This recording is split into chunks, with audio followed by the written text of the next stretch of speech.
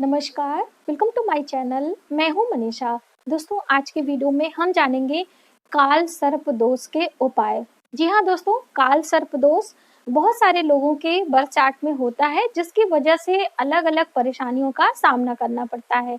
अक्सर आपके काम लास्ट मोमेंट में बिगड़ जाते हैं। आपका कभी कभी आपका बहुत अच्छा एग्जामिनेशन होता है, आपने बहुत ज्यादा तैयारियां करी हैं, लेकिन आप जो है कोई माइनर मिस्टेक करके चले आते हैं और जिससे बाद में आपको बहुत ज्यादा पछताना पड़ता है।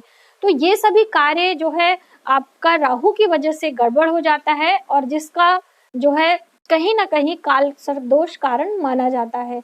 तो यदि आपकी बर्थ चार्ट में काल सर्प दोष है तो कुछ एक उपाय करके आप उसे जो है सही कर सकते हैं, और लेकिन आप उसके निवारण के लिए किसी योग्य विद्वान पंडित का हेल्प जरूर लें। और जैसे कि बहुत सारे लोगों का कमेंट आता है कि जब हम किसी पुरोहित से बात करते हैं तो बहुत लंबा खर्चा बता देते हैं, तो ऐसे में आप कुछ उपाय घरेलू या अपने तरीके से आप करके भी इस जो है परेशानी से निजात पा सकते हैं। तो आज हम आपको काल सर्प दोष से संबंधित कुछ जानकारियां देना चाहते हैं।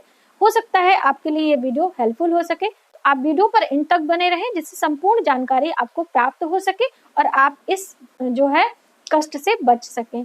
तो चलिए वीडियो की शुरुआत करते हैं। दोस्तों, यदि आप हमारे चैनल पर पहली बार आए हैं तो चैनल को सब्सक्राइब जरूर करें। सब्सक्राइब करने के लिए बेल आइकन को प्रेस करें, जिससे हमारे वीडियो की नोटिफिकेशन आपको सबसे पहले प्राप्त हो।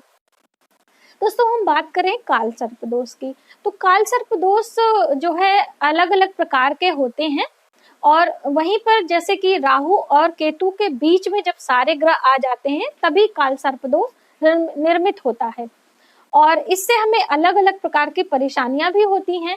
तो सबसे पहले तो काल सर्प दोष वाले जातक को क्या क्या चीजें नहीं करनी है वही हम आपको बताते हैं। काल सर्प दोष जिस जातक के ऊपर है उसे तो सबसे पहले काले और नीले रंगों से परहेज करना चाहिए। वैसे भी दोस्तों काला और नीला रंग नकारात्मक लिए हुए होता है, तो आप कम से कम पहने। यदि मान लीजिए आपका ड्रेस कोड है, वहां पे आपको पहन के जाना कंपलसरी है तो एक अलग चीज है, लेकिन फिर भी आप अपने जो है जो आपके फेवर में कलर हो उन उस रंग के आप हैंकी रुमाल अपने पॉकेट में जरूर रखें, इससे भी आपको लाभ मिल सकता है। और जो भी कलर होते हैं इस तरह से आप कमर के ऊपर हिस्से में यदि धारण करते हैं तभी उसका प्रभाव आता है, ठीक है। तो इस बात का भी आप ध्यान रखें। काले नीले रंगों से परहेज करें। आप हनुमान जी की उपासना शुरू करें। यदि आपकी आस्था भगवान शिव में है तो आप भगवान शिव की भी उपासना कर सकते हैं। भगवान शिव का भी एक रूप हनुमान जी का है, तो ये दोनों देवताओं की उपासना आप कर सकते हैं जिस देवी देवता में आपकी आस्था हो। दूसरा महत्वपूर्ण बात है दोस्तों कि अब काल सर्प दोष आपकी कुंडली में हो गया है तो इसके निवारण के लिए किस मंदिर में आपको पूजा कराना है, किन किन तिथियों में आपको पूजा कराना होता है, ये सभी जानकारी आपको पता होनी चाहिए। क्योंकि देखिए, जब भी आप किसी योग्य विद्वान से मिलेंगे तो ये सभी जानकारी तो आपको देंगे ही, लेकिन आपको भी जो है जानकारी होनी चाहिए। तो जो भी मंदिर नदियों के किनारे स्थित होता है, चाहे वो भगवान भोलेनाथ का मंदिर हो या फिर किसी नाग का मंदिर हो, यानी कि नागों के भी बहुत सारे मंदिर होते हैं, जैसे हमारे यहाँ प्रयागराज में नागवासुकी मंदिर है और जो है तक्षक मंदिर है, तो वहां पे काल सर्प दोष के निवारण के लिए पूजा होती है। तो ऐसे नदियों के किनारे जो भी मंदिर स्थित होते हैं वहां पे आप पूजा करवा सकते हैं, या फिर त्रयंबकेश्वर में आप जो है ये इसकी पूजा होती है, वहां भी आप करवा सकते हैं। तो इस तरह से इनकी पूजा करवाएं इन मंदिरों में। अब किन तिथियों पे हम करवाएं, ये भी बहुत बड़ा सवाल होता है, क्योंकि सही तिथि जो होती है उसी पे हम कोई कार्य करते हैं तो उसका लाभ हमें अधिक मिलता है। तो आप महीने की किसी भी पंचमी तिथि को, यानी कृष्ण पक्ष की पंचमी तिथि को करवा सकते हैं, या फिर सावन माह के, जो सावन माह अभी चल रहा है, सावन माह की शुक्ल पक्ष की जो पंचमी यानी नाग पंचमी के नाम से जानी जाती है, वो नाग पंचमी के दिन भी आप काल सर्प दोष निवारण हेतु पूजा करवा सकते हैं। और जो है सोम प्रदोष यदि पड़ता है, सोमवार के दिन प्रदोष पड़ रहा हो तो भी आप किसी भी महीने का हो उस दिन भी आप करवा सकते हैं, या सावन में आप किसी भी दिन जो है काल सर्प दोष के लिए पूजन करवा सकते हैं। तो ये अलग अलग तिथियां हैं, आप इनमें से जो है करें। अमावस्या तिथि को भी आप यह कार्य करवा सकते हैं। तो आप जो भी आपको सुविधाजनक लगे आप एक तिथि चुने और उस दिन किसी नदी के किनारे स्थित शिव मंदिर या फिर नाग देवताओं का मंदिर हो तो वहां पे आप करवाएं। अब पूजा में आपको करना क्या होता है ये भी आप समझे। पूजा में हमें भगवान भोलेनाथ के साथ सर्पों की पूजा करनी होती है। तो सबसे पहले तो भगवान शिव का रुद्राभिषेक होता है। तो रुद्राभिषेक की जितनी भी सामग्रियां हैं आप उन्हें एकत्र कर लें। साथ ही आपको चांदी का नाग नागिन का जोड़ा, मार्केट में आप सुनार के दुकान से आप कहेंगे तो वो आपको नाग नागिन का जोड़ा ही लेना होता है, सिंगल नहीं, ठीक है, इस बात का आप ध्यान रखें। तो आप नाग नागिन का जोड़ा लाएं और भगवान शिवलिंग के साथ में नाग नागिन के जोड़े की आपको पूजा करनी होती है और साथ ही रुद्राभिषेक करना होता है कच्चे दूध से। और उसके बाद शिवलिंग की पंचोपचार विधि से पूजा करें, साथ में नाग देवताओं की भी पूजा करें और फिर आपको यज्ञ आदि करने के बाद उस नाग नागिन के जोड़े को आप बहते हुए जल में, यानी कि जिस नदी के किनारे वो जल मंदिर होता है वहीं पे उसे विसर्जित किया जाता है, इसीलिए जल सहित मंदिर का चुनाव किया जाता है। तो आप यह करें। और साथ ही दोस्तों आपको यदि आप अपने से करना चाहते हैं, अभी आप परेशान हैं, आप किसी कारण बस पंडित पुरोहित का संपर्क नहीं हो पा रहा है, तो आप स्वयं से भी कुछ चीजें आप यदि करते हैं तो भी आपको बहुत जो है कहने का मतलब कुछ हद तक आपकी परेशानियों का समाधान हो सकता है। तो अब करना क्या है कि वो जो नाग नागिन का जोड़ा आप लेकर आएंगे, नया नाग नागिन का जोड़ा आप लाएं और अपने घर के शिवलिंग में, यदि आपके घर में शिवलिंग है तो वहां भी आप कर सकते हैं, उस शिवलिंग के साथ में आप उस नाग नागिन के जोड़े को रखें और प्रतिदिन भगवान भोलेनाथ का आप कच्चा दूध ले लें, 4 चम्मच 2 चम्मच आप लें, उसके साथ गंगा जल मिलाएं और एक धार में भगवान शिव के मंत्रों से आप जो है अभिषेक करें। वैसे तो भगवान शिव का रुद्राभिषेक रुद्राष्टाध्यायी मंत्रों द्वारा होता है जो शुक्ल यजुर्वेद से लिया गया है। तो अगर वो पुस्तक आप मार्केट से ला सके, गीता प्रेस से आप लेकर आए और उस जो है मंत्र को पढ़ते हुए आप पूरे मंत्र को पढ़ें और उसके बाद अभिषेक करें, तो वो तो बहुत अच्छी बात हो जाती है।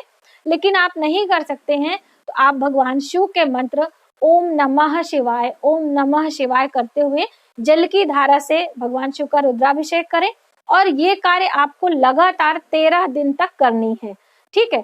दिन में आप सुबह कर सकते हैं या दोपहर में कर सकते हैं, जब भी आपको अवसर मिले तो ये कार्य आप करें और भगवान की पंचोपचार विधि से, यानी कि भगवान को चंदन लगाएं, उन्हें पुष्प चढ़ाएं, उनके प्रिय चीजें भांग धतूरा ये सभी चीजें आप चढ़ाएं, उन्हें कुछ दूध से बनी मिठाइयों का भोग लगा सकते हैं, धूप दीप दिखा के प्रार्थना करें और ये कार्य लगातार 13 दिन करने के बाद 14वें दिन वो नाग नागिन का जोड़ा आप ले जाके किसी मंदिर में आप रख सकते हैं, भगवान भोलेनाथ का मंदिर हो, यदि आपके घर के आसपास नदियां नहीं है, नहीं तो आप नदी में जल प्रवाह करें।